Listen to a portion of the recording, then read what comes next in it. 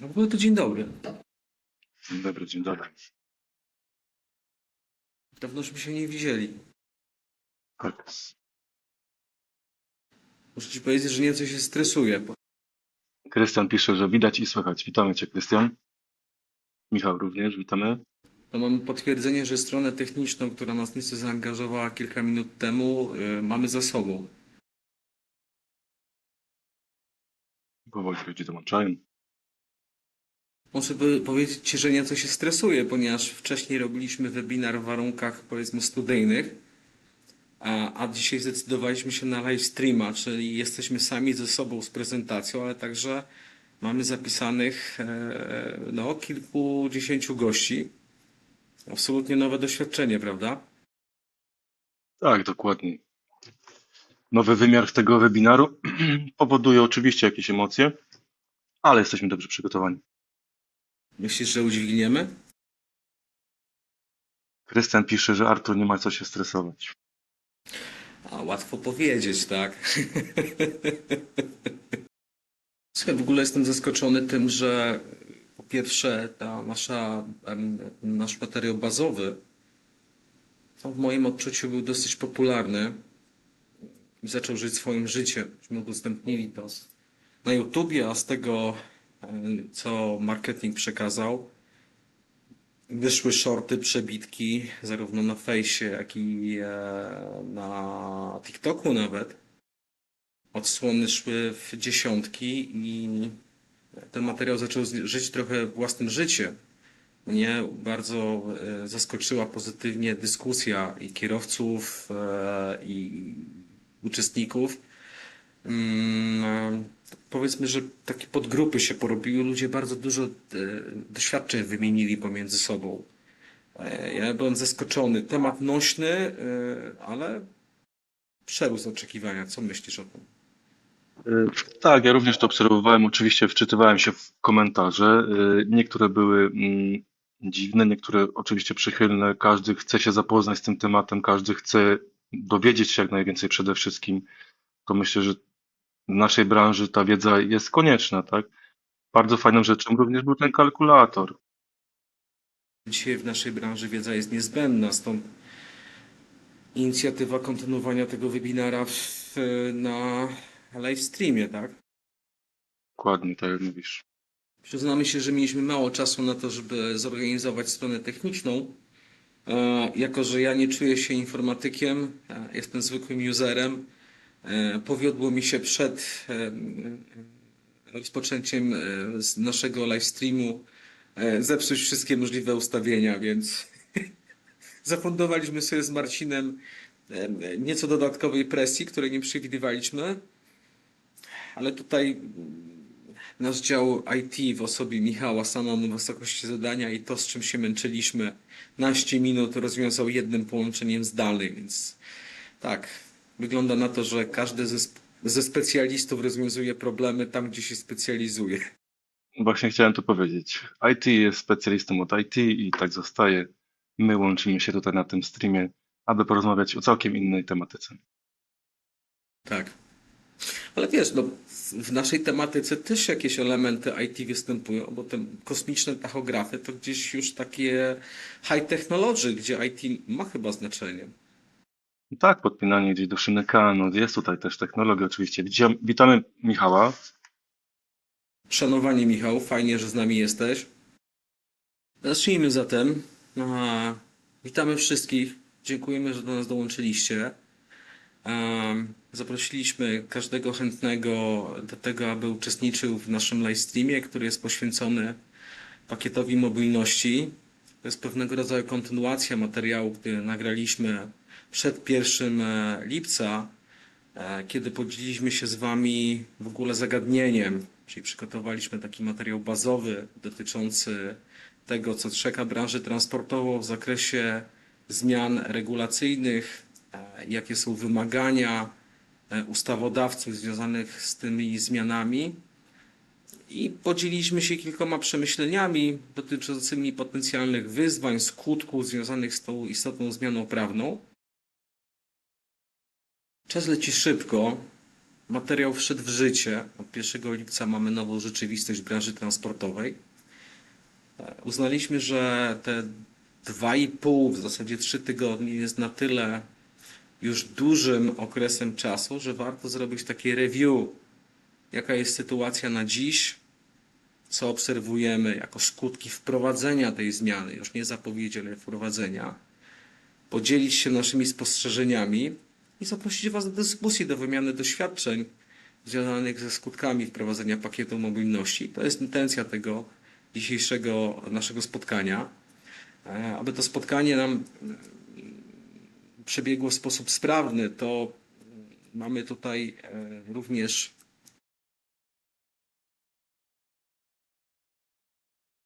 zaproszenie do agendy i do zasad, którymi chcemy się kierować na tym webinarze. Przede wszystkim mamy 3 części takie tematyczne, które przygotowaliśmy dla Was.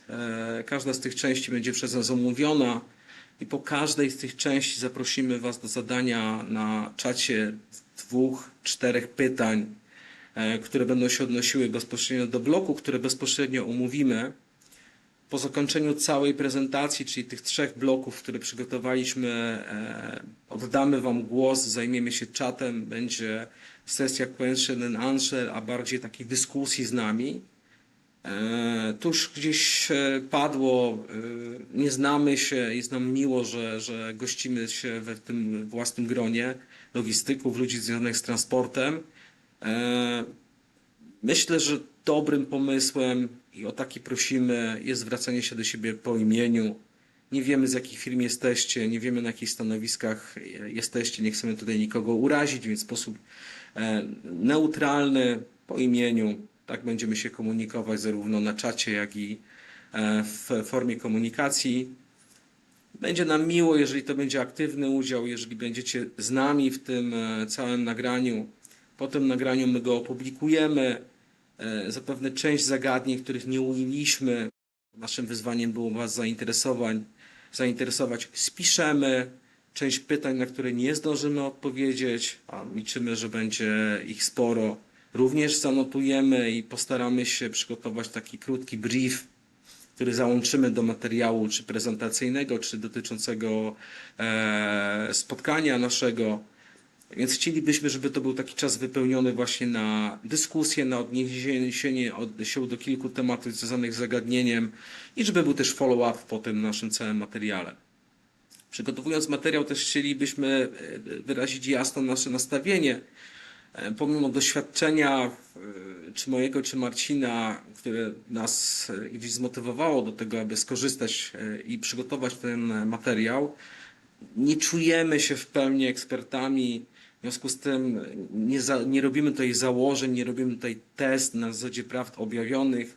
Raczej mamy pewne obserwacje, mamy pewne informacje, mamy swoje przemyślenia, chcemy się nimi podzielić, chcemy je położyć na stół i zaprosić Was do dyskusji w tym temacie. Chcemy uruchomić pewnego rodzaju wymianę z Wami, jako z praktykami, jako z ludźmi, którzy podlegają całości tego pakietu mobilności. Takie jest nasze stanowisko. Marcin, czy tutaj chcesz coś dodać do tego, co powiedziałem? Jak najbardziej to potwierdzam, słusznie to zauważyłeś, że to są nasze obserwacje, to są informacje, które my zebraliśmy z rynku, nasza praca na tym polega, więc chcemy się tą wiedzą podzielić tutaj z widownią. I oczywiście zachęcić do wymiany pytań i do jakiejś rozmowy. Mamy zasady jasne, więc przejdźmy dalej. Jaką mamy agendę? Co w ogóle poddajemy pod dyskusję? Takie 3 punkty główne wybraliśmy dla Was z Marcinem. Pierwszy punkt, zastanówmy się, podzielmy się wrażeniami, obserwacjami, danymi, jak zachowywał się rynek po zmianach. Mamy tutaj zarówno rynek z punktu widzenia klientów, z punktu widzenia przewoźników, jak i z punktu widzenia spedytorów. Więc patrzymy na to wymiarowo w kilku obszarach. Drugim modułem, do którego zaprosimy, to jest wpływ zmian na stawki oraz dostępność pojazdów. Nieprzypadkowo zatytułowaliśmy ten webinar "Gdzie są te busy?". To będzie jeden z elementów modułu drugiego. Spróbujemy znaleźć odpowiedź na to pytanie. i wymienić się waszymi doświadczeniami, waszymi obserwacjami. I w trzecim punkcie postanowiliśmy też pokazać inny aspekt techniczny związany z challenge'ami, na które trafiają przewoźnicy w przypadku już obsługi tachografów, a bardziej obsługi całego transportu związanego z tachografem, bo my traktujemy to tacho jako skrót myślowy. To jest jeden z elementów całości zmiany, o której dzisiaj rozmawiamy. I po tych 3 modułach przerywanych pytaniami oddamy wam głos, zaprosimy do dyskusji. Będziemy tutaj mieli taki czas dla siebie. Mamy na to przeznaczone godzinę. Nie zamierzamy tymi 3 modułami wypełnić całego czasu. Planujemy, żeby po połowie podzielić ten czas. Zobaczymy, jak nam pójdzie. A odnosimy się do zmiany, która nastąpiła od 1 lipca, ponieważ to sławne rozporządzenie Unii Europejskiej.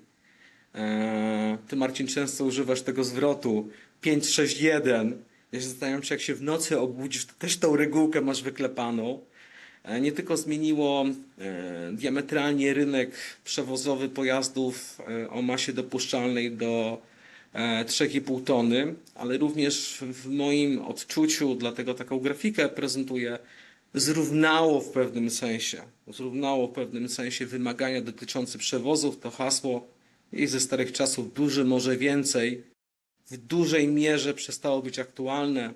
My bardzo sporo takim aspektom technicznym związanych z tą zmianą poświęciliśmy czasu na poprzednim webinarze. Czy to koniec ekspresu w transporcie? Taki był tytuł. Za chwilę porozmawiamy o tym, czy ta teza zaistniała w praktyce, czy nie, albo na ile. Natomiast w tych kwestiach właśnie dokładnych informacji związanych z rozporządzeniem, technicznych aspektów i wymagań związanych z rozporządzeniem, dzisiaj nie będziemy chcieli powielać tego. Zapraszamy do tego materiału, który jest ciągle aktualny, który wisi na sieci. Przejdźmy raczej do tego, jak ten rynek zachował się po zmianach.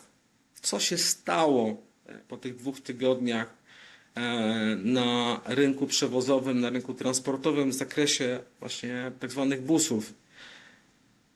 Ja zauważam, że napotkaliśmy na problem i mam taką odwagę, żeby nazwać zjawisko paraliżem operacyjnym.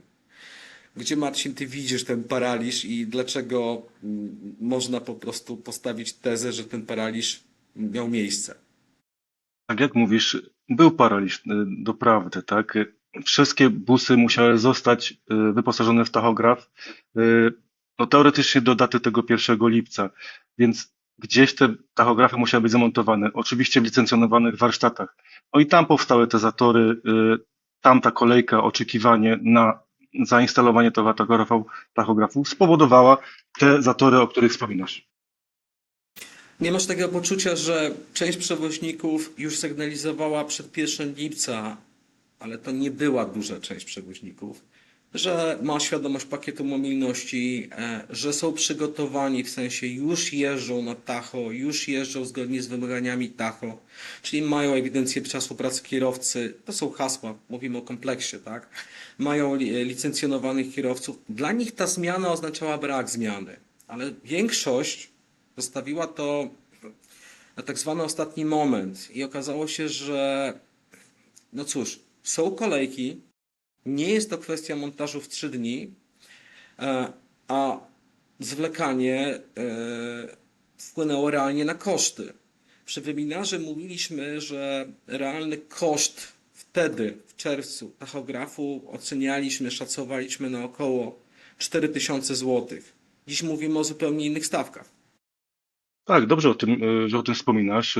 W tym momencie to są koszty około 5-6 tysięcy, wcześniej około 3 tysięcy. Musimy dodać, że był taki fundusz z KPO, który pozwalał na dofinansowanie do tych tachografów. Termin składania wniosku był do 2 marca 2026 roku i teraz oczywiście byli też spóźnialscy. No oni z tego dofinansowania nie mogli skorzystać. Tachografy to jedno. Zainstalowanie tachografów to oczywiście jest największy problem, ale musimy pamiętać, Artur, jeszcze o kartach. kartach, które są obsługiwane w tachografach, który musi mieć kierowca i przedsiębiorca. Tam również te zatory powstały. Zatory, które powstały, to nie tylko tachografy w warsztatach, ale również oczekiwanie na te karty. Jak już wspominałem, taką kartę trzeba do tachografu wyrobić. Tutaj mówiliśmy o tym, że część przewoźników finansowała swoje zakupy z własnych środków finansowych, część jednak wcześniej skorzystała z KPO, tylko że te wnioski skończyły się już pod koniec lutego. Tak, dokładnie, dokładnie. Jeśli ktoś tego wniosku nie złożył, nie dostał dofinansowania, no i te koszty cały czas gdzieś wzrastały. To jest jeden z tych kosztów, który będziemy jeszcze dalej omawiać, tak? Ale zobacz, tutaj w przypadku mówimy tachografów około 5 tysięcy do 5 tysięcy złotych na pojazd. W przypadku małych flot przewozowych kilku mówimy o kilkunastu, kilkudziesięciu tysiącach złotych. W przypadku dziesiątków busów we flotach to już są istotne koszty, istotnie ważące jednorazowo, które nie rozłożone w czasie mocno ważą na płynności finansowej przewoźników. A płynność finansowa jest jednym z problemów branży transportowej, które w tym półroczu, które minęło, mocno wpływa na rynek. Problemy finansowe przewoźników, problemy z płynnością są jednym z mocno akcentowanych przez branżę.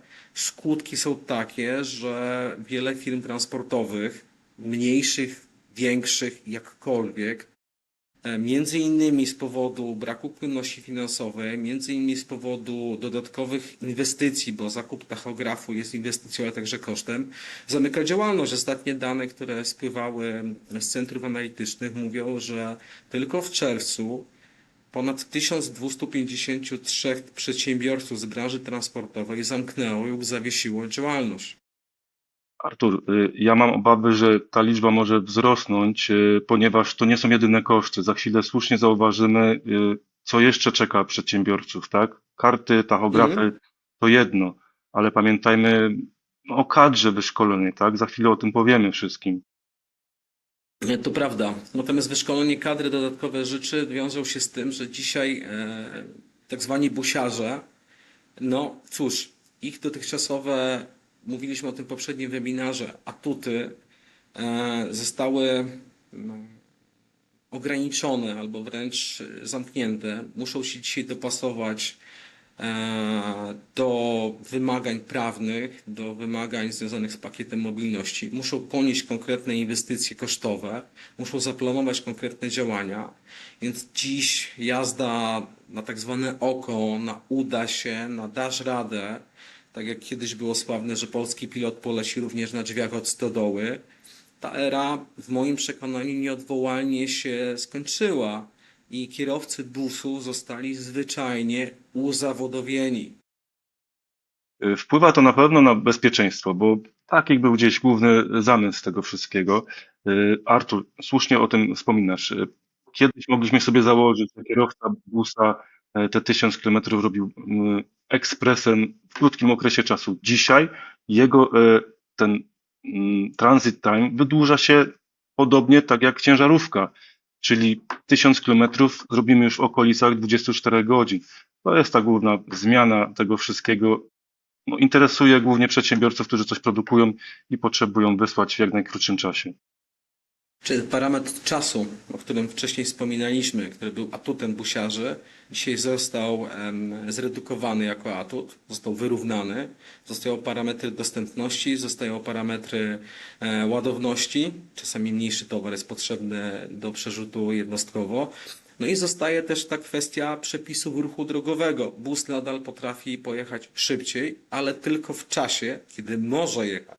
W czasie, kiedy kierowca ma pauzę regulaminową, ten atut nie jest do wykorzystania. Tak, tak, on musi również zrobić tą pauzę, tak jak tutaj na tym slajdzie, to możecie sobie przejrzeć. Wszystkie te przepisy są regulowane przez, jak to Artur powiedział wcześniej, lubiane we mnie sformułowanie, rozporządzenie 561 łamane na 2006. Na końcu wrzucimy Wam link do tego rozporządzenia, będziecie mogli sobie z niego skorzystać, ale Artur, dobrze o tym wspominasz. Teraz przypominamy o tym, ponieważ tutaj o tym będziemy też mówić. Ten czas przejazdu to już nie jest czas z punktu A do punktu B, regulowany powiedzmy prostym screenem albo prostą analizą na mapie Hoxa czy na mapie Google. Tu już trzeba uwzględnić, tu już trzeba policzyć czasy pracy kierowcy, jego dostępność, jego rozpoczęcie czasu pracy, jego pauzy, jego odpoczynki, jego zjazdy, jego rotacje. A to też dla spedytorów oznacza całkowite przeorganizowanie łańcucha dostaw dla logistyków także, ponieważ auta tego typu przestały być po pierwsze dostępne, o czym rozmawiamy, po drugie zaczynają jeździć w innych transit time'ach, czyli ich atuty są mniejsze i dzisiaj w przypadku busów mamy takie poczucie, że logistycy podejmują decyzję, na ile opłaca się tą ilość towaru wysłać i na ile w tym czasie dostawy, który przewoźnik zapewnia, który deklaruje, jest to racjonalne, jest to niezbędne, jest to potrzebne z punktu widzenia finalnego odbiorcy, a jednocześnie kosztów poniesionych. My szacujemy, że te koszty tylko bezpośrednio związane z transportem w przypadku zleceń, które zaobserwowaliśmy, wzrosły bez mała w obszarze tych 2,5 tygodnia od 30 do 50%. Moim zdaniem to jest pozabudżetowe. A co ty o tym myślisz? Ja również tak uważam. Sam dobrze zauważyłeś to, o czym powiedziałeś. Koszty nie wszyscy mogą udźwignąć. Mamy już skutki tego, że niektóre koszty podwyższenia tutaj usług przewoźnicy nie potrafili udźwignąć. Pytanie jest, jak przedsiębiorcy, ci, którzy produkują i wysyłają te samochody, jak oni to widzą, jak oni tutaj będą mogli rozwiązać no, ten problem.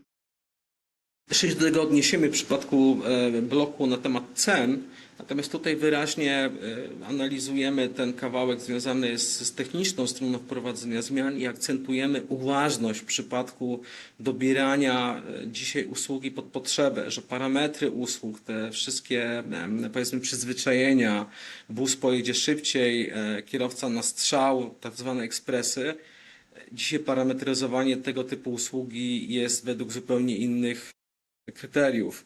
Tym bardziej, że ja przeskoczyłem, ale już się złapałem. Naruszenia w tym zakresie były w rozporządzeniu 561 obłożone karami i sankcjami.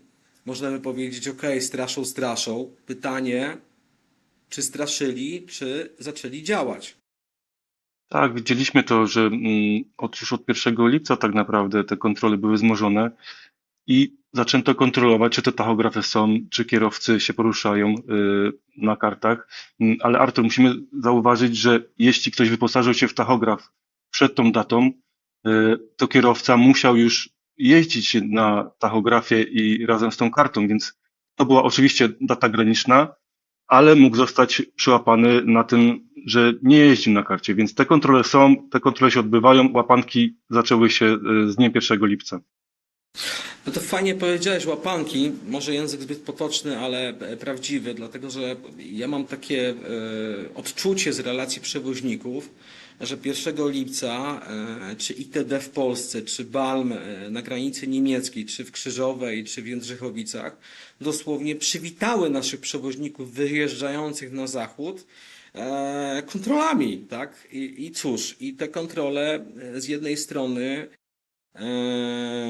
były kompleksowe, o czym za chwilę powiemy, a z drugiej strony w przypadku naruszeń były drogie, ponieważ kary dotyczące nieprzestrzegania zapisów związanych z pakietem mobilności są bardzo wysokie i w Polsce tutaj pokazujemy takie podstawowe naruszenia, to jest dosłownie wierzchołek góry lodowej, tak? Brak tachografu jest jednym z wielu naruszeń, które ITD może i szuka, tak? Kara dla zarządzającego transportem. Jazda bez ważnej karty kierowcy, o czym wspominałeś wcześniej, że ta karta kierowcy jest niezbędnym elementem całości procesu. Niewłaściwe administrowanie tymi danymi. Jazda na magnesie. To są dziesiątki tysięcy złotych. Z punktu widzenia użytkownika ruchu drogowego Czasami jak oglądam na YouTubie, tak, polskie drogi czy tego typu rzeczy, tam czasami są sytuacje, kiedy policja dopada kierowcę i ma tak zwane oczko, czyli kumulację, tak? To są wartości w dziesiątkach punktów czy w dziesiątkach złotych mandatu. Tutaj przewoźnik może de facto położyć firmę, a tu mówimy tylko o polskich karach. Tak, pamiętajmy o tym, co właśnie pokazujesz. Tutaj już mamy kwoty w euro za granicą, a takim chyba najbardziej rygorystycznym wyrokiem będzie pozbawienie wolności dla kierowcy, jeśli on nie zastosuje się tutaj do odpowiednich do przepisów. I tu mamy tylko skutki bezpośrednie, w sensie kar dla przewoźników, słonych, surowych, bardzo ryzykownych, ale również są skutki pośrednie, ponieważ każde naruszenie lub też skutki kontroli powodują, że pojazd jest unieruchomiony do wyjaśnienia na parkingu strzeżonym, który kosztuje do czasu nie tylko wyjaśnienia, ale również usunięcia naruszenia. Różne są czasy i różne są koszty naprawy tych naruszeń. Za to płacą przewoźnicy i również jest transport stop, czyli mamy znowu koszty pośrednie dla zleceniodawców, zleceniobiorców związanych z niedotrzymaniem terminów dostawy. Duże kombo nam się robi w tym momencie. Tak, słusznie to zauważasz. To zatrzymanie samochodu. W logistyce tutaj operacyjnej dla nas najważniejsze jest to, że ten samochód nie pojedzie. Oczywiście konsekwencje finansowe to jest ważne dla przewoźnika. Inaczej to widzi ktoś, kto chce dostarczyć towar do miejsca na czas. I mamy tu jeszcze kolejny aspekt, na który zwracam uwagę, patrząc na to, co przygotowaliśmy. Z jednej strony mówimy o płynności finansowej, czyli o cash flow przewoźników, czyli presji cenowej klientów, zatorach płatniczych, które narastają w naszej branży. Można zaplanować, można przeżyć, tak? Pytanie o kondycję i strategię zarządzania firmą. Ale tutaj mamy 2,5 tygodnia, w której taka kinder niespodzianka może bardzo mocno przewoźnika pociągnąć po kieszeni, a wręcz położyć firmę. Tym bardziej, że mamy relacje od przewoźników, że aspekty pakietu mobilności były tylko częścią kontroli, ponieważ oprócz tachografów sprawdzano normy czasu pracy, zabezpieczenie ładunków, licencje i wszystkie aspekty związane z danym przewozem, z daną jego specyfiką. Czy nie masz poczucia, że to było polowanie na kierowców? No, można odnieść takie wrażenie, ale oczywiście to wszystko wiąże się z bezpieczeństwem. Z założenia powinni wszyscy się do tego stosować i tych naruszeń nie będzie. Oczywiście mogą się takie zdarzyć. W moim odczuciu również to było polowanie. Uśmiechasz się, ale myślę, że mówimy nieco o świecie idealnym. W tak dużej masie transportowej, w której uczestniczymy, pewnego rodzaju interpretacje czy radosna twórczość nie jest do wykluczenia. Z jednej strony zgadzam się, tego kontrole uszczelniają system, ale z drugiej strony wiemy, pokazaliśmy przed tym, jakie narzędzia mają służby kontrolne i to też są konkretne wpływy do budżetów danych krajów. Pieniądze przyjechały, pieniądze trzeba było zdjąć. I chyba tak w wielu przypadkach nastąpiło. To, co powiedziałeś przed chwileczką, to mamy chyba wszyscy z tyłu głowy i być może na pierwszym miejscu, na drugim, w zależności od poglądów, ale jest to również przyczyna tych wszystkich zmian, czyli bezpieczeństwo, no i zasilenie budżetu. Z jednej strony można powiedzieć, niewiedza kosztuje. Tutaj podajemy ten przykład, o którym mówiłeś wcześniej, że nawet jeżeli przewoźnicy chcieli wyprzedzić kwestię cenową, chcieli się przygotować, niektórzy, nie generalizuję, niektórzy podzielili się przypadkami, montując tacho, nie mieli świadomości, że urządzenie zamontowane już wymaga jego używania, czyli uzadowolnienia kierowcy, licencji, zezwolenia itd., itd. Więc niekiedy były busy z zamontowanym tacho, gotowe w ostatnim tygodniu czerwca, ale nie mogły ruszyć i nie ruszyły, ponieważ nie były spełnione następne parametry. Tak, tak. Obserwując tutaj social media, takich przypadki się zdarzały. Nie wiem oczywiście w jakim stopniu, jak dużo takich przypadków było, ale tak. Czy to był aż paraliż operacyjny? Może nadmiarowo, ale chętnie się dowiemy od Was, czy tutaj w tej części technicznej, związanej z aspektami właśnie montażu tachografów, z licencjami, z innymi rzeczami, też macie podobne doświadczenia. Prosimy o pytania, chętnie się do nich odniesiemy. Tutaj Ula pisze, że w Zagłębiu stacje montażu czekały przygotowane na kolejki, więc spodziewały się tego, że będzie wzmożone zainteresowanie przewoźników, ale kolejek nie było. Czyli tutaj mogę wywnioskować, że w tym pierwszym tygodniu część przewoźników zaplanowała te montaże, kolejek nie było, dokonali montażu, ale nie było ich na rynku. Krystian również pisze, u nas nie było problemu, zamontowali nam instalację wcześniej, a sam tachograf i kalibracja była przed 1 lipca. Czyli to rozwiązanie, o którym też słyszeliśmy, że cały montaż się odbył wcześniej i tylko już czekano na datę 1 lipca, aby włożyć tachograf, skalibrować. No, brawo za te I pomysły. dołożyć kierowcę, który miał uprawnienia do tego, aby ten tachograf razem z nim spełniał oczekiwania pakietu mobilności i zestaw, można powiedzieć, mógł pojechać na trasę. Tak, nie zapominajmy o kierowcach. Oczywiście, oni musieli być przeszkoleni do tego. Marcin tutaj potwierdza, że u nas, czyli u Marcina, tak samo to wyglądało. No, my gdzieś mamy ten kawałek z tyłu głowy, że część przewoźników się przygotowała i to super. Część przewoźników zrobiła to wcześniej, oni byli gotowi, ale ci, którzy w pierwszym tygodniu lipca ściągnęli auta do montażu tachografów, zamówili te tachografy, mieli po prostu przestrzeń do tego, żeby się tym zająć. Część puściła kierowców na urlopy, oni nie byli dostępni na rynku.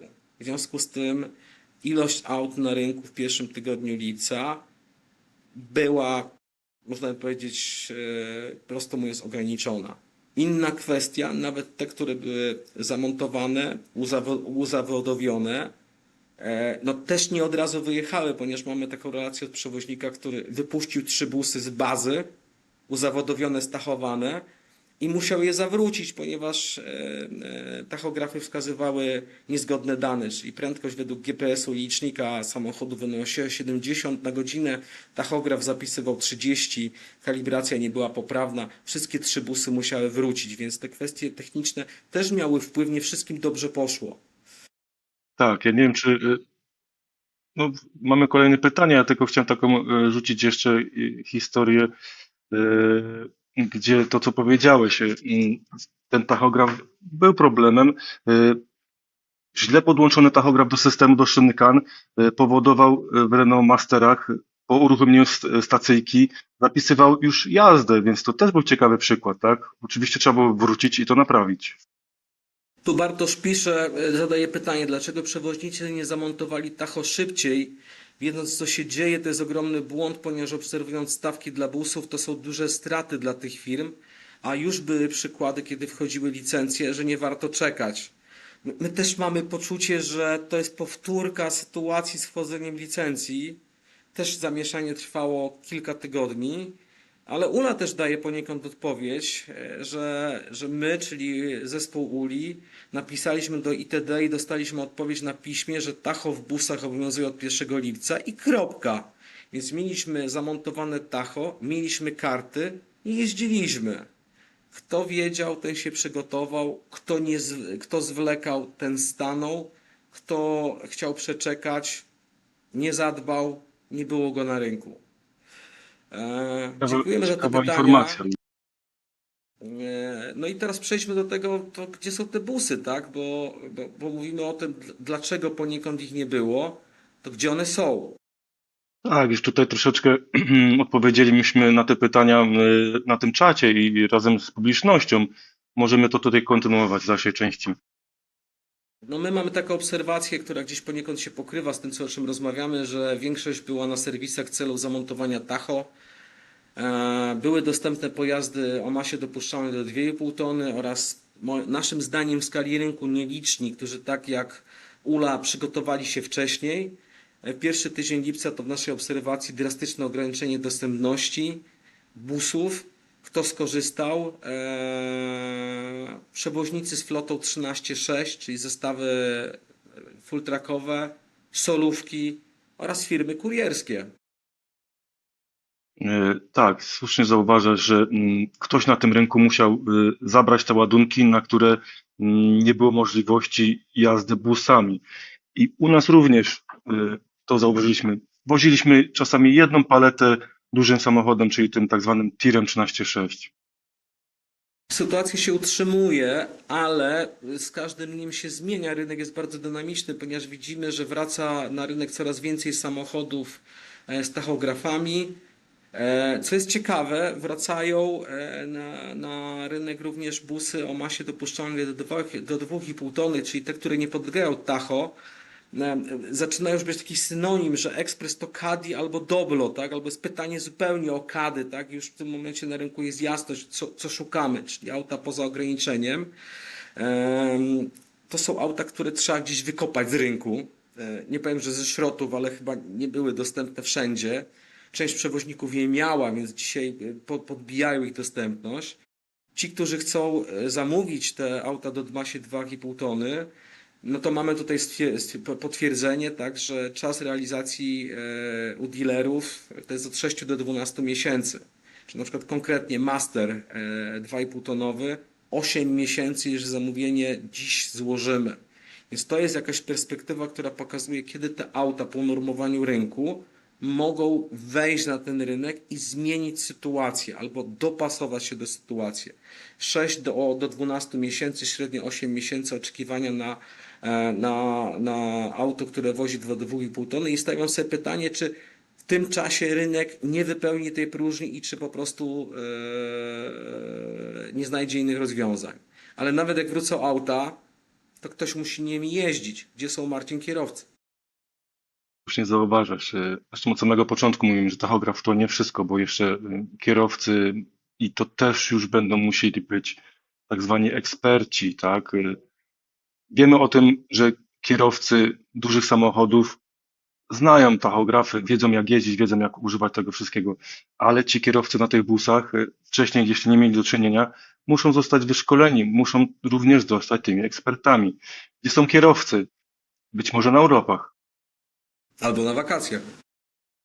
Albo na wakacjach, tak. No, mam nadzieję, że również się szkolą. Kto się wyszkolił, mógł dojechać.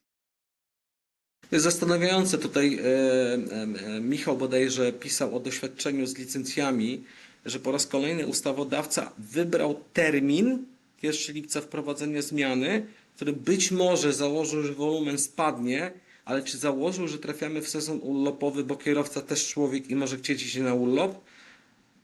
Tu śmiem wątpić, na ile ta zmiana była szeroko analizowana w tym kontekście. Ale nawet jeżeli wrócą kierowcy, to pytanie, gdzie są wolumeny? Ach, no, nasze dane, które zebraliśmy razem z najmniejszymi partnerami, ładnie to pokazują, tak? Artur, odniesiesz się do tych danych? To są dane, które, tak jak powiedziałeś, zebraliśmy od kilku naszych partnerów, którymi podzieliliśmy się naszymi doświadczeniami.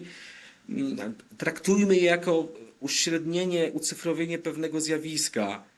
Nam wychodzi, otrzymaliśmy informację, że liczba zleceń na autach poniżej 3,5 tony spadła, mówię, w okresie 2 pierwszych tygodni lipca, moim zdaniem aż o 18%. Nie uznaję, że jest to kwestia sezonu wakacyjnego. Wejście w lipiec to jeszcze nie były te przestoje u klientów, to jeszcze nie jest ten rynkowy flat down. Natomiast średnia wartość zlecenia wzrosła o 14%. Średni obrót dzienny wzrósł o 9%, ale liczba zleceń na LTL spadła również moim zdaniem aż o 14%. Rozjechały się te segmenty moim zdaniem. Jak najbardziej. Ja bym jeszcze zwrócił uwagę na wzrost zleceń na samochodach typu solówki. Mamy te informacje, że to jest około 13%. To tutaj One były wjecha... gotowe. Tak, to tutaj wjechały LTL-e i zostały zabrane. No, gdzieś to musiało zostać załadowane i pojechać w inne miejsce do dostawców. Na tym tle zupełnie inaczej wygląda dana dotycząca liczby zleceń dziennie z szeroko pojętego automotywu. Tak? Bazę zachowamy dla siebie. Przy top 30 klientach automotywowych, zarówno OM, jak i TIER, liczba zleceń spadła tylko o 3% dziennie.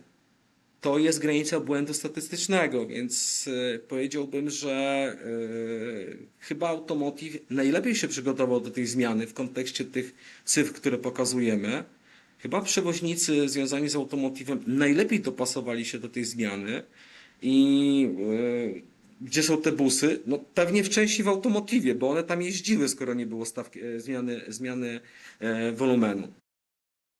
Ja myślę, że też duża część automotywu jest jednak obsługiwana just in time, ale dużymi samochodami. Jeśli produkcja się wyrabia, jeśli wszystko idzie zgodnie z czasem, to jest to możliwe, tak? Te Ale busy też są przy mieliśmy bardziej ciekawą dyskusję tam przy naszym pierwszym webinarze z dokładnie. przedstawicielami branży automotive, gdzie zapowiadali, że są przygotowani i że nie będzie zmiany. Być może ta dana pokazuje, że te zapowiedzi były wiarygodne, ale co też widzimy jako zmianę zachowań rynkowych.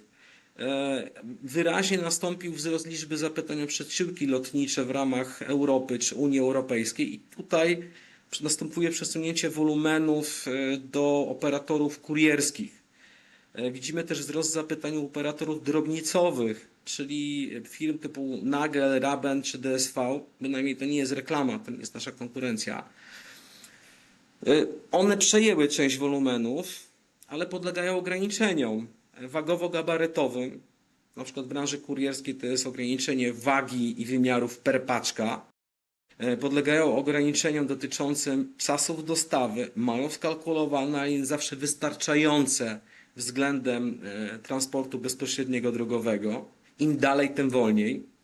Mają ograniczenia dotyczące dostępności, bo nie do każdego kraju, nie do każdej destynacji jeżdżą. No i też mają ograniczenia wydajności operacyjnej, bo magazyny czy linie drobnicowe są budowane pod pewnego rodzaju capacity. Dzisiaj jest sezon urlopowy, rynek nieco spada. Ludzie chodzą na urlopy, zastanawiają się, czy magazyny drobnicowe, jeżeli to rozwiązanie się sprawdzi, uniosą wzrost wolumenu, a jeśli tak, to do którego momentu? E, Wiesz co, Artur, mam nadzieję, że jest ktoś tutaj z takiej branży, że będzie mógł nam odpowiedzieć na to pytanie w późniejszej części naszego webinaru. Obserwujemy zmianę wolumenów, tak? A bardziej powiedziałbym transformację. Wyraźnie moim zdaniem klienci szukają rozwiązań, dostosowują się do sytuacji, próbują nowych rzeczy. Na ile te próby osadzą się w rozwiązaniach na dłużej, trudno powiedzieć. Na ile się sprawdzą, trudno powiedzieć, ale odczuwamy tą zmianę moim zdaniem w wolumenach jako branża transportu drogowego.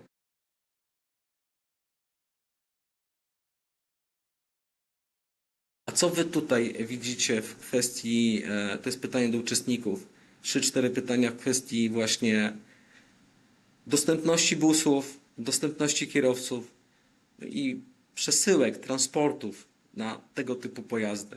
Bo my swoje obserwacje przedstawiliśmy. Tak, jakie są Wasze odczucia? Widzimy ciągle 26 uczestników, więc mam poczucie, mam cyfrę, która podaje, że jesteście z nami, więc zapraszamy tutaj do krótkiej wymiany w tym temacie. Wcześniej Klaudia zadała pytanie, czy są jakieś szkolenia dla kierowców odnośnie obsługi tachografów. Oczywiście, że są, jak najbardziej, Klaudia. Bardzo wiele firm szkoleniowych w tym zakresie powstało. Można je znaleźć w internecie. Firmy dają krótkie terminy, bo jest ich dużo. Z wyszkoleniem kierowców nie jest dzisiaj problemem. Problem jest z samymi kierowcami, zarówno z kandydatami do pracy. To jest problem, który całą branżę dotyczy, bez względu na to, czy to są busy, czy to są duże zestawy. On będzie większy. ponieważ ilość kierowców czynnych zawodowo spada. Zaciąg z Legii Europejskiej niekoniecznie się sprawdza. Przewoźnicy konkurują z przewoźnikami polskimi z zagranicy, również stawkami dla kierowców, więc niekoniecznie kierowcy z zagranicy opłaca im się wchodzić w zatrudnienie z polskim przewoźnikiem, wolą jeździć lokalnie. No, jest to problem duży. Tu Michał zauważa, jak miały konkurować busy z Tacho z busami bez Tacho. Przewoźnicy zwlekali do samego końca po to, aby po staremu dojechać do końca czerwca. My też to zauważyliśmy, że koniec czerwca to były zjazdy do Polski właśnie w celu montaży Tacho, więc można było bardzo tanio kupić import, ale eksport już nie lub wcale. Widać było, że następuje ruch na rynku w celu zamontowania tachografów. Mamy tutaj też od Uli bardziej nie pytanie, ale spostrzeżenie. Wydaje mi się, że teraz trudniej jeździć busem z doładunkiem. My jeździmy 1:1. Co prawda nie są to dalekie trasy, ale na trasach do 600 km jest to po prostu nieopłacalne. Tutaj fajne spostrzeżenie. Być może koresponduje z tym, co przed chwilą pokazałem, że doładunki na krótszych trasach zaczynają być przesuwane do przewoźników drobnicowych. Przewoźnik drobnicowy odbierze dziś, przyjmie na magazyn, w nocy line-haul rozwiążą po sieci dystrybucyjnej. Następnego dnia w Niemczech następuje dystrybucja. Czy do kolejnego magazynu, czy już do finalnego odbiorcy. 1-2 dni, jedna paleta dowożą. Czy dla busa, który przez 600 km ma podlegać wszystkim ograniczeniom pracy kierowcy, jest to opłacalne, mając w zanadrzu duże zapotrzebowanie na długie trasy i lepsze stawki? No, wcale się nie dziwię, że kursy bezpośrednie są bardziej opłacalne. Tutaj Bartek zadaje również pytanie, czy busy 3,5 tonowe zostaną całkowicie wyparte z transportu międzynarodowego, na przykład przez auto do 2,5 tony, lub po prostu zleceniodawcy będą wybierali opcję doładunku na większe auta, aby zmniejszyć koszt przesyłki towarów? Bartek, ja myślę, że tutaj czas pokaże tak naprawdę, ale już widzimy jakąś zależność, że jeśli jest do wysłania 1-2 palety, to szukane są te samochody do 2,5 tony. Oczywiście, tak jak mówię, Artur też o tym wspominał, są też przesyłki drobnicowe, które one są konsolidowane i wysyłane razem. Nasze dane, które tam gdzieś wcześniej pokazywaliśmy, również do tego się odnoszą. To, co pojedzie drobnicą, zmieści się do Kady, ale nie da tego czasu przejazdu, który daje Kady. Kady zaczyna być synonimem ekspresu, ale z kolei na Kady wystarczy kierowca, który ma prawo jazdy kategorii B. Czy tacy kierowcy, tak jak kierowcy z busów z doświadczeniem, mają świadomość, jak się ładować, gdzie się rozładować, jak wygląda obsługa na dużych centrach logistycznych?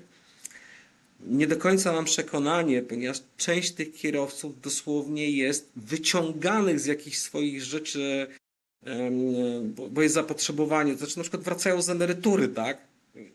Jasiek, jest robota, może byś pojeździł na doskok, nie?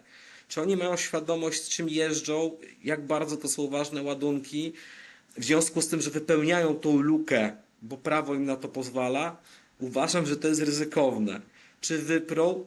Trudno nam powiedzieć, ponieważ tak jak wcześniej pokazywaliśmy, realne oczekiwanie na to, że wejdą na rynek auta do 2,5 tony, to jest około 8 miesięcy. Za 8 miesięcy się przekonamy, na ile popyt uzupełni podaż albo odwrotnie. Bardzo dobre pytanie. Jak uważacie, jak wprowadzenie tachografów wpłynie na transport krajowy w Polsce? Wiem, że dużo firm zdecydowało się na ten moment jeździć wyłącznie po kraju po tych zmianach. Ja mam taką obserwację, że część przewoźników, znaczy takie 3 segmenty przewoźników zidentyfikowaliśmy. 4 jest pytajnikiem. Pierwszy to jest przygotowaliśmy się, jeździmy, zarabiamy, jesteśmy on time, zarówno co do wymagań, jak i co do biznesu. Business as usual. Świetni ludzie, profesjonalni, zawodowi, potrafią prowadzić biznes.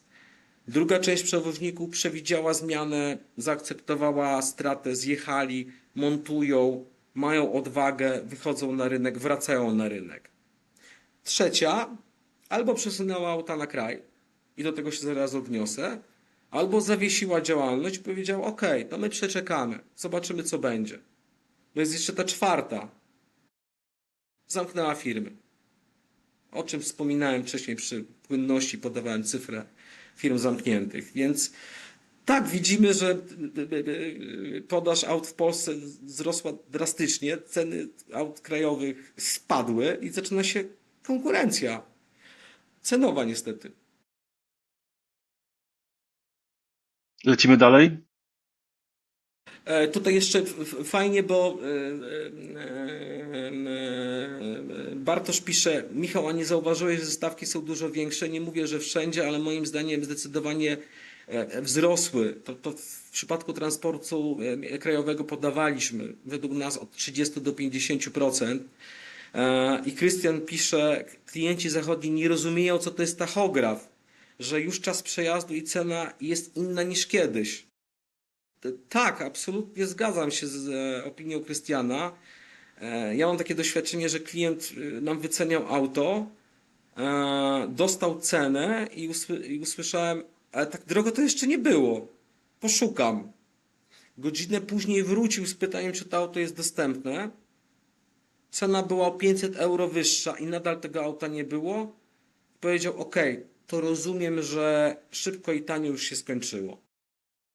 Artur, Michał ma jeszcze fajne spostrzeżenie, że stawki wzrosły po 2 tygodniach lipca, teraz podobnie do tych przed 1 lipca.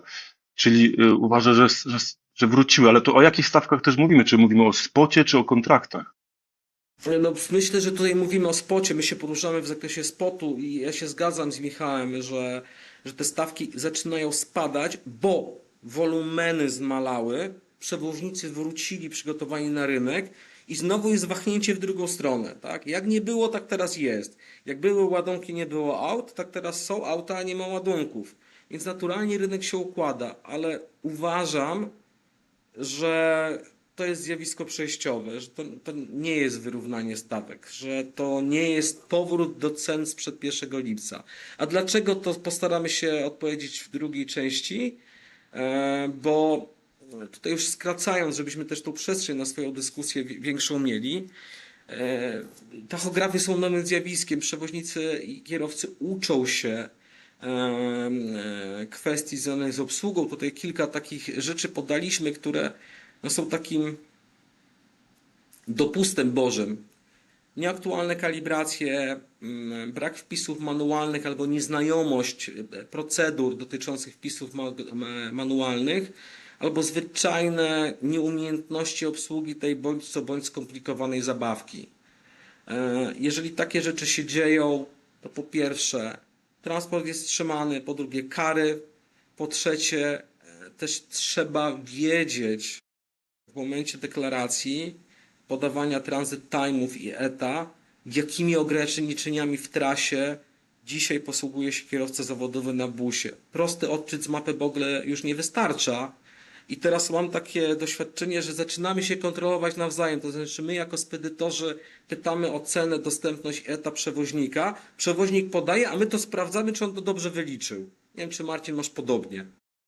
Znaczy my też to widzimy i te obawy są no, troszeczkę, wiadomo, że zasadne. Kierowca, no jeszcze nie mamy takiego do niego zaufania, że jest w stanie sobie bardzo dobrze wliczyć ten czas pracy, czas jazdy i podać nam dokładną metę. Dlatego posiłkujemy się naszą wiedzą i po prostu sami sobie to liczymy, pytając się, ile mu czasu zostało jeszcze na dzisiaj, kiedy zaczął. I umiejętności tutaj są spedytorów na wysokim poziomie. To my liczymy, to my sprawdzamy dodatkowo. Nawet mamy sygnały od klienta, że jeden z naszych uczestników poprzedniego materiału ściągnął ten kalkulator czasu pracy kierowcy, dość podstawowy, ale jak się okazuje wystarczający, i w swoim dziale wprowadził tak jako narzędzie supportujące. Myśmy to udostępnili, on jest twojego autorstwa bezpłatnie i weryfikuje tak, na podstawie tych podstawowych parametrów czasy pracy kierowców, ponieważ czasy dostaw no, w pierwszych 2 tygodniach rozjeżdżały się z rzeczywistością. Więc dzisiaj sprawdzamy się nawzajem i musimy mieć po prostu świadomość tego, że nieuchronnie nas czeka automatyzacja, bo z jednej strony te instytucje kontrolne, o których wspominaliśmy, sczytują te dane z tachografów zdalnie. Z drugiej strony ręczne pobieranie danych przy flocie kilkunastu busów rozproszonych po Europie to jest taka wizja koszmaru organizacyjnego, błędów, niedociągnięć, za wszystko kary. I tu jest przestrzeń do programów typu Flotman, które pobierają te dane zdalnie, które już w momencie, kiedy auto jedzie, wykonuje swoje zadanie, rozlicza, raportuje, przygotowuje po prostu do zamknięcie transportu. Ja mam takie odczucie, że to jest kolejny krok, który zautomatyzuje pracę przewoźników i też zacznie powoli przechodzić w podawanie informacji i dostępności aut, że te manualne rzeczy odchodzą absolutnie w przeszłość. Tak, Artur, przy jednym samochodzie możemy się bawić ręcznie, ale o automatyzacji mówi się dzisiaj już wszędzie, więc tutaj jak najbardziej się na to miejsce. Automatyzacja pobierze nam te dane, będzie je przechowywać. No i oczywiście firmy, które tym się zajmują, one jeszcze zajmą się samą kontrolą, więc te firmy teraz aktualnie powstają. Wcześniej również były, ale teraz to dociera, że z takiej automatyzacji możemy korzystać. Dają nam to oczywiście możliwości te nowe tachografy, tak, które mogą zdalnie tutaj przesyłać te dane. Nowe tachografy wymagają wiedzy. To już nie są proste zabawki typu tarczka, tak jak kiedyś. To są już zaawansowane urządzenia techniczne i tutaj znowu tu było fajne pytanie od kogoś a propos czy są szkolenia kierowców. To nie chodzi tylko o licencję zawodowego kierowcy, ale także chodzi o umiejętność korzystania z tego narzędzia. A w moim przekonaniu ważniejsza jest świadomość, jakie skutki praca kierowcy, a wprowadzanie przez niego danych, obsługa tachografów może przynieść przewoźnikowi zarówno pozytywne, ale przede wszystkim negatywne, ponieważ dzisiaj kierowca zawodowy na busie to jest zawód, to jest profesjonalista. To nie jest kierowca, który sobie śmignie. Tak, Artur, to muszą mieć wszyscy na uwadze i te koszty, o których cały czas mówimy, że one wzrastają, no nie bez powodu. Wyszkolenie takiego pracownika zajmuje czas i pieniądze, fundusze, a to, co wspominasz cały czas i ja myślę, że słusznie, konsekwencje nieumiejętnego obsługi czy jakichś błędów dla przedsiębiorcy no, mogą być katastrofalne w niektórych przypadkach. Ono ma taką tezę, że z punktu widzenia przewoźników te aspekty, które omówiliśmy, to jest dopiero początek drogi kosztowej, ponieważ jesteśmy dzisiaj po tych 2 tygodniach na etapie wdrożenia narzędzi. Te narzędzia zaczynają działać, ok, ale do tego zaczynają z czasem dochodzić skutki strony kosztowej, bo kierowca zawodowy nie będzie kosztował tyle, ile wcześniej. I tu mamy jasność. Kierowca zawodowy będzie mniej dostępny. Będzie jeździł w innych parametrach, już wyrównanych z kierowcą zestawu 13.6. Będzie go trzeba rozliczać, co też nie jest proste. Busiarze do tej pory nie znali tej strony. Będzie mu trzeba płacić. Będzie trzeba go raportować. Będzie trzeba to zlecić albo dodatkowemu pracownikowi w firmie, albo wyprowadzić to na zewnątrz. W naszym przekonaniu to jest dopiero początek może spirali kosztów powiązanych, to źle brzmi, tak? Mówiliśmy o karach, nie? Ale dopiero początek wdrożenia, które ze strony kosztowej spowoduje, że część przewoźników będzie musiała negocjować kontrakty, część będzie przewoźników musiała aktualizować wyceny, ponieważ przy tych parametrach dzisiaj marżowości i rentowności w stosunku do kosztów, które ponoszą, nie uciągną tego biznesu. Przypominam o tej naszej kategoryzacji tych grup przewoźników i ich zachowań. Trzecia czeka, wycofała się i czeka, zawiesili. Czwarta już nie ma złudzeń. Oni po prostu policzyli i podjęli decyzję, że nie. I tej trzeciej są ci też, którzy tak jak tutaj pisał któryś z nas, że przesunęli auto na rynek, ale to też jest na przeczekanie, tak? Więc firmy będą musiały te koszty ponieść i realokować na klientów. Rynek się zmieni. tanio już było. Tylko że klienci nie chcą do końca tego przyjąć do wiadomości. Artur, pamiętajmy, że jesteśmy na początku tego procesu tak naprawdę, bo ten czas zmian jest naprawdę nieduży. E, Tutaj Krystian, z tego co obserwuję, fajnie napisał, rynek się doszlifowuje na busach i ma absolutną rację. Tak, to jest No tak. tak, no to jest kwestia ludzi, tak, ale tu mówiliśmy o tym, że jest kwestia też jakich ludzi, tak, przy takim niedoborze kierowców błędy będą się zdarzały, skutki się będą zdarzały, dlatego to, co mówiliśmy wcześniej, uważność i sprawdzanie siebie nawzajem jest tutaj mega kluczowe, ponieważ klienci też są w zmianie, ich też dotychczasowe nawyki, przyzwyczajenia uległy redefinicji. Dotychczasowi przewoźnicy, jeżeli nie dźwigli, zostają zastępowani przez innych, których się trzeba nauczyć. Ryzyka błędów rosną. Zaufanie budowane latami trzeba od nowa budować. Więc tak, w przypadku spedytorów na busach też jest problem z czasami w wyliczeniu. Teraz o tym mówiliśmy, że to trzeba mieć już fachową wiedzę. Nadchodzi era zawodowców, profesjonalistów, zarówno jeżeli chodzi o kierowców, jak i o spedytorów, a za profesjonalizm się płaci. Chyba wyczerpaliśmy temat. W sumie to temat się rozbudował z tego, co chcieliśmy przekazać zbyt szeroko, bo do 13 mieliśmy mieć ten czas łączny, ale my też założyliśmy, że ten czas będzie wypełniony. Dziękujemy w ogóle za tą interakcję, bo tutaj już zaczynamy podbierać Wasze po prostu pytania i uwagi, włączać je do tego live streamu. Więc teraz oddajemy Wam głos, chętnie chwycimy, co macie do powiedzenia, czym się chcecie podzielić po tych zagadnieniach, które podaliśmy. Tak podsumowując, my podaliśmy stronę przewoźnika, kwestie techniczne, nasze obserwacje z rynku, jak one się przełoży na dostępność, na ceny, na reakcje klientów. Podaliśmy też nieco ryzyk, wyzwań, piękne słowa, albo tak naprawdę to, co nas czeka, przed czym nie uciekniemy. I my uważamy, że jesteśmy w fazie ogromnej zmiany, gdy trzeba być bardzo otwartym i uważnym na to, co się dzieje w tej chwili. I tutaj no tak, no, będziemy się układać jako branża od nowa w tym zakresie do 3,5 tony, bo tak jak słusznie wcześniej Bartosz zauważył, ci, którzy jeżdżą na solo, ci, którzy jeżdżą na zestawach 13,6, dla nich to jest sklep powszedni. Ale oni nie chcą jeździć po jedną paletę. I u nich też jest problem dostępności aut pozakontraktowych, więc sprężenia zwrotne, tak? Tak, Artur, tutaj Klaudia ma słuszny wniosek, pytanie, jest to takie małe kombo. Moglibyśmy się też do tego spróbować odnieść. No wyciągnij to pytanie w takim razie od Tak, Klaudii. jeśli już wprowadzają tachografy, to każdy kierowca powinien mieć sfinansowane szkolenie z tachografu. Przecież przez nieumiejętne użytkowanie tachografu mogą być wysokie kary dla firm, a przewoźnicy, którzy nie jeździli wcześniej na tacho, jak się mają tego nauczyć? Mają oczywiście podnosić dodatkowy koszt szkoleń. No i tracić czas, w którym mogliby już zarabiać.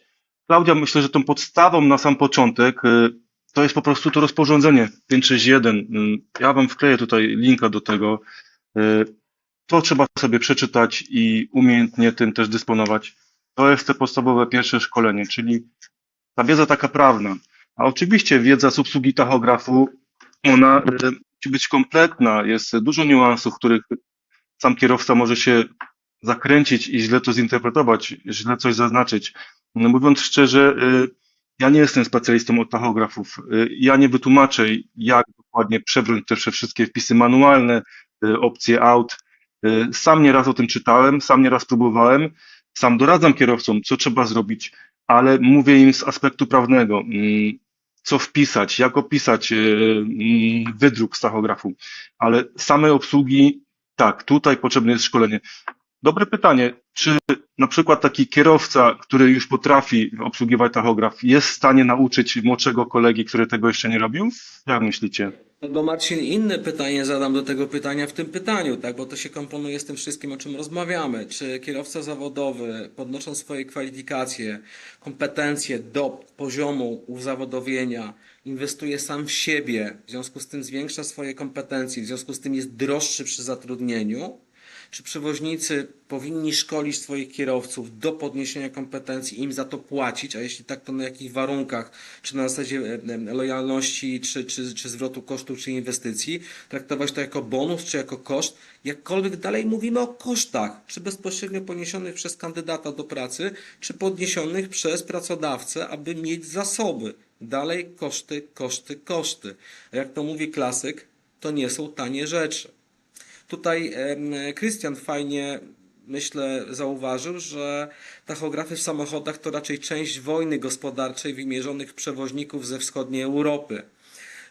My bardzo nie chcemy tutaj wchodzić w politykę czy w geopolitykę, to jest poza nami, jesteśmy za mali do tego, ale fakty są takie, że polska flota transportowa jeszcze kilka lat temu rządziła w Europie kompleksowo. Byliśmy największym dostawcą usług transportowych w całej Unii Europejskiej i nie do końca znalazło to uznanie.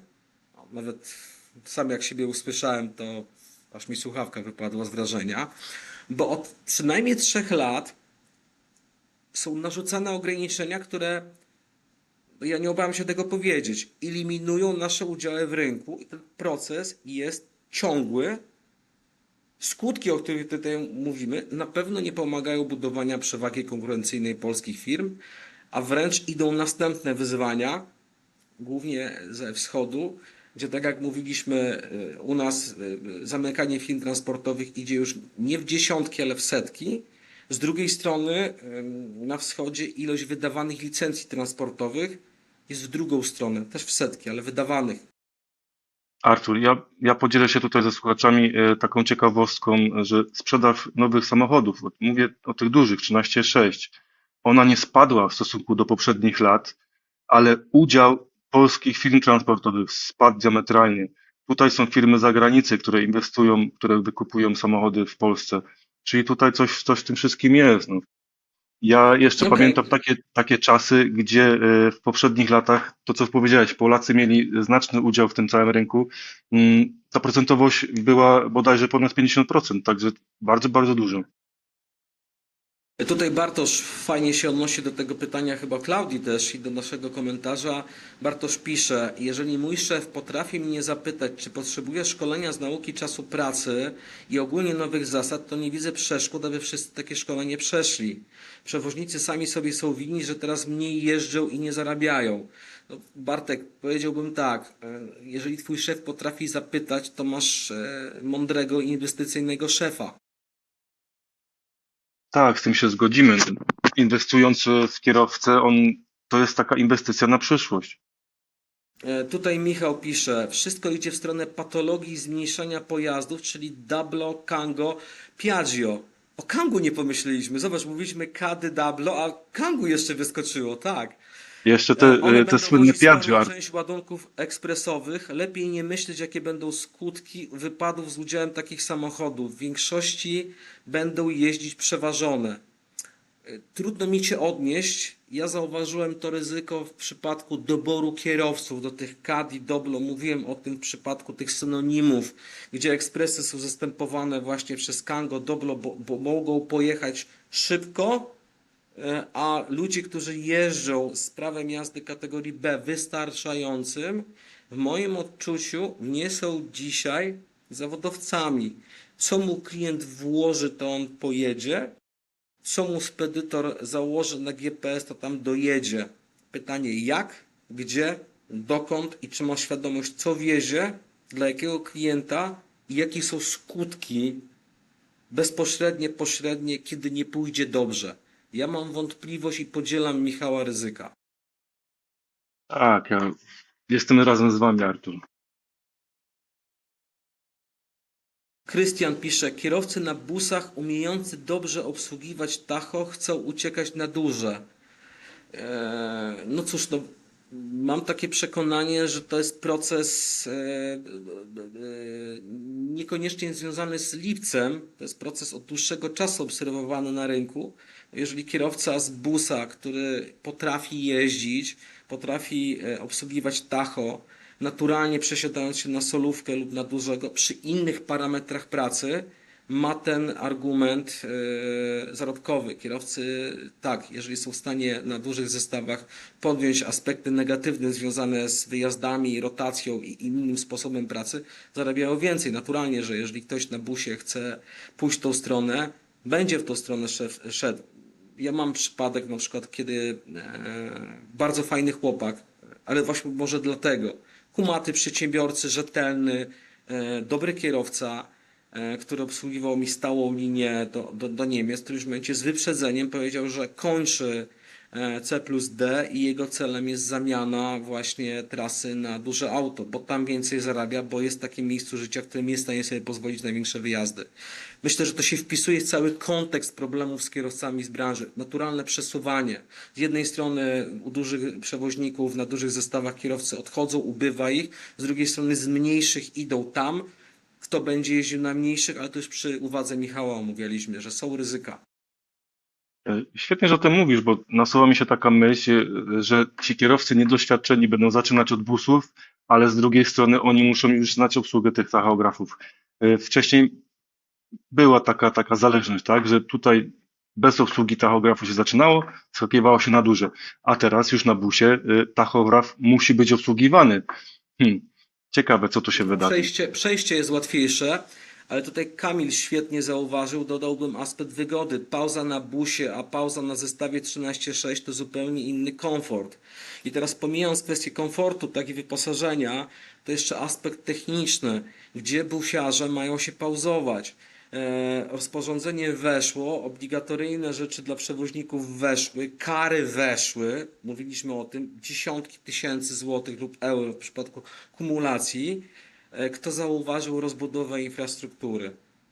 Ostatnio ja dość często jeżdżę w dużej przestrzeni horyzontalnie po A4, tak? Jeżeli chciałem sobie zrobić przerwę i zjechać na parking, trzeci w kolejności dał mi możliwość zatrzymania się osobówką. I teraz jestem z branży, ja to mogę zrozumieć, tak? Ale tam potem są komentarze gdzieś tych ludzi, którzy jadą na wakacje, że te tiry stoją, że tutaj, że tam, że na wyjazdach, podjazdach, że na osobówkach. A gdzie one mają stać? Jak ich jest za dużo, infrastruktura za tym nie poszła. I do tego dochodzą busy, które się muszą wypauzować i te busy wjeżdżają na te trawniki i w ogóle jest fajnie, tak. Cała infrastruktura musi być do tego przygotowana. Jak zauważyliście wszyscy tutaj razem wspólnie, nie jesteśmy przygotowani na te zmiany, ale powoli może to się dotrze. Zobaczymy wszystko w czasie. Tutaj jest pytanie od Krystiana, które podbija też Klaudia, dotycząca w przypadku pauz kosztów hoteli we Francji. No, nie czujemy się tutaj kompetentni, widzimy to pytanie, nie czujemy się tutaj kompetentni na to, żeby udzielić takiej merytorycznej informacji, jak, gdzie, w sensie za które hotele płaci pracodawca, według jakich stawek, według jakich parametrów. Nie mamy tej wiedzy. Jeżeli w międzyczasie dostawimy, to odpowiemy w tym takim briefie, który, jeżeli będzie taka potrzeba, to dołożymy do tego materiału po tym live streamie. Znaczy, generalnie z założenia, tak, jak najbardziej, muszą być hotele. Słuchajcie, jesteśmy 15 minut po czasie, dyskusja tutaj fajna, miło widzieć. My założyliśmy te 15 minut dłużej, jesteśmy do Waszej dyspozycji, ale pytanie do Was, czy chcecie jeszcze zostać, czy to już jest na tyle wyczerpany temat, że będziemy się zbliżali już do końca. Jakie macie tutaj zdanie? Prosimy, wypowiedzcie się. Artur, ja myślę, że ten temat nigdy nie będzie wyczerpany i najlepiej byłoby No usiąść to na gdzieś teraz, słuchaj, to jest po 15 pracy. minut, tak? Tak, tak, tak. Tak, ja mogę długo i jeszcze, ale potem muszę wrócić do pracy. Też szanuję naszych 26 uczestników. Myślę, że mają podobnie, więc tutaj chcę właśnie Was zapytać, czy jest jeszcze tutaj coś, czym się chcecie podzielić, co jest dla Was ważne, czy będziemy się już zbliżać powoli do końca. Ewelina pyta, czy ten live będzie zapisany. Tak, będzie zapisany. Nasz support z działu marketingu w postaci Patrycji, której bardzo dziękujemy, nagrywa ten live. Potem nie koryguje, tak, wszystkie rzeczy, które tutaj zapadły, są na żywo. publikuję w sieci. Na pewno dostaniecie jako uczestnicy linki po opublikowaniu, gdzie można będzie do tego materiału wrócić. Klaudia tutaj jest bardzo aktywna. Jak panowie przewidują sytuację we wrześniu według własnego doświadczenia? Nie przewidujemy, ponieważ takiego września jeszcze nie było. To znaczy, w naszym życiu zawodowym, ponad dwudziestokilkuletnim, nie przerabialiśmy jeszcze września po wprowadzeniu pakietu mobilności, więc to nie podejmiemy się stawiania takich test, tak? Ale tutaj Ula, czyli rozumiem, że jeszcze chcemy trochę aktywności. Świetnie. Ula pisze, a propos frachtów, właśnie rozmawiam ze spedycją, która twierdzi, że stawki na busach już lecą w dół, bo ładunki zostały przejęte już przez solówki 13,6. No to ja odpowiem tak. To bardzo ciekawa teza spedycji, z którą rozmawiasz. Ja mam kontakt z przewoźnikami ze Solo, u których od maja nie jestem w stanie wycenić żadnego ładunku spotowego, ponieważ oni mają na 2 tygodnie do przodu wypełnione trasy kontraktowe. To nie wiem, co oni mogli przejąć z tego rynku, jak oni są wypełnieni na 2 tygodnie do przodu. I też mamy doświadczenie, że 13,6 po jedną paletę, na przykład we Wrocławiu, nie na Bielanach czy na kątach wrocławskich, gdzie jest strefa przemysłowa, tylko do parku technologicznego, 13,6 nie pojedzie. Kierowca mówi, ja tam nie będę się ładował, ja jadę dalej. Być może po części tak, nie chcemy generalizować, ale nie uważam, żeby 13,6 nagle rzuciło się na ładunki drobnicowe, które trzeba załadować, rozładować takim samym nakładem pracy. One zabierają czas, te ładunki, a 13,6 też jest problem z dostępnością aut na rynku całopojazdowym. Wolą czekać na wyższej marży na ładunek, który jest pod nich dedykowany. Nie wiem, skąd twoja spedycja ma takie tezy.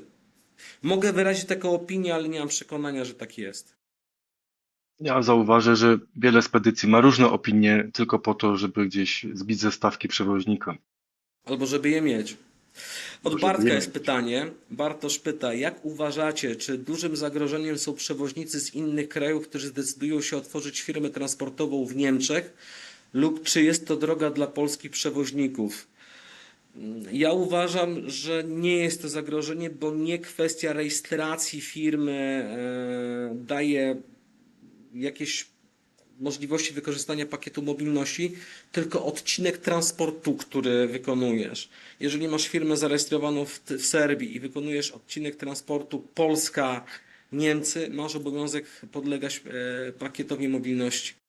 A być może Bartkowi chodzi o to, że takie otwarcie firmy w Niemczech spowoduje, że będziemy mogli w jakiś sposób przejmować te towary i nie jeździć na tachografię. A to na tachografię, jeżeli zarejestrujesz firmę w Niemczech i będziesz woził ładunki wewnątrz Niemiec, czyli wejdziesz na rynek krajowy, tak, jako przedsiębiorca niemiecki, realizując usługi krajowe, jesteś zwolniony z tachografu. Dokładnie. Może to być Jest to droga, jakaś opcja, oczywiście. tak, ale to wtedy decydujesz się na zmianę absolutnie rynku, branży, profilu transportowego. To są już decyzje strategiczne przewoźników. Przede wszystkim zbadanie rynku. Tak, Bartosz tu pisze, kabotaż bez limitu, brak tacho. Tak, dokładnie to przed chwilą powiedziałem, że wtedy jesteś przewoźnikiem krajowym, tak? Nie podlegasz tym rzeczom, o których rozmawiamy.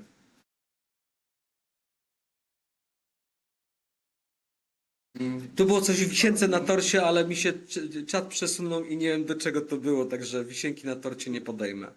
Wisienka na torcie to było właśnie o tym komentarzu z spedycji, to już omówiliśmy. Arto, mamy 13:21 dokładnie. Ja myślę, że to jest Więc dobry myślę, że czas. będziemy się zbliżali do końca. Pewnie pytań jeszcze może być sporo. Nie na wszystkie i tak byśmy odpowiedzieli. Ale tak, zamykajmy te nasze spotkanie. Przede wszystkim bardzo Wam dziękujemy za to, że dołączyliście do nas. Tak jak podkreślałem na początku, to jest dla nas kontynuacja tego materiału, który opracowaliśmy jeszcze w czerwcu. Zachęcamy, żeby po niego sięgnąć, jeżeli chcielibyście zobaczyć tak retrospektywnie, co zakładaliśmy, co dzisiaj jest. Tam są też takie kwestie merytoryczne, które jeszcze dzisiaj Marcin uzupełnił linkiem do stricte rozporządzenia. Nie wchodziliśmy tutaj w rolę ekspertów, raczej chcieliśmy pobudzić dyskusję, podzielić się naszymi przemyśleniami. 23 osoby to jest o 23 więcej niż się spodziewaliśmy, także bardzo dziękujemy. Jeżeli macie jakieś uwagi, przemyślenia dotyczące formy tej pracy, sposobów, w jaki się z Wami komunikujemy, zapraszamy do komentarzy po tym, jak opublikuję nasz materiał marketing na YouTubie. Bądźcie tutaj łagodni. Nie mamy parcia na szkło, nie mamy jakiejś intencji bycia celebrytami transportu. Wykonujemy swoją robotę najlepiej jak potrafimy.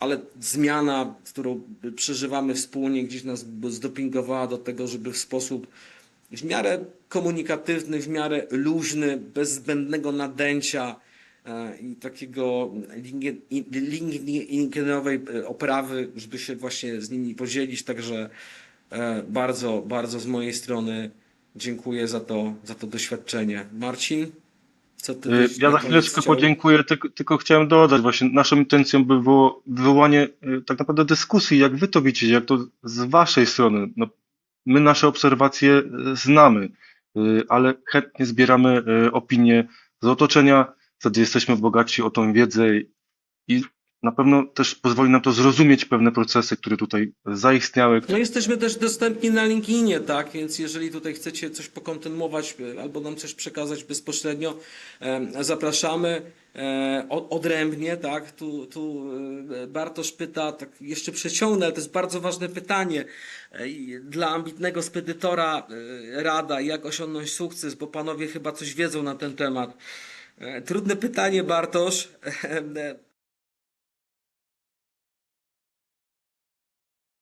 Tak, dokładnie tak. To jest trudne pytanie, na które łatwo jest je zadać, ale trudno szybko udzielić odpowiedź, bo to nie na dziś, ale gratuluję Ci tego pytania, jest bardzo dobre. Ar- Artur, przewin prezentację, tam będzie nasz kontakt, więc jak najbardziej zachęcamy.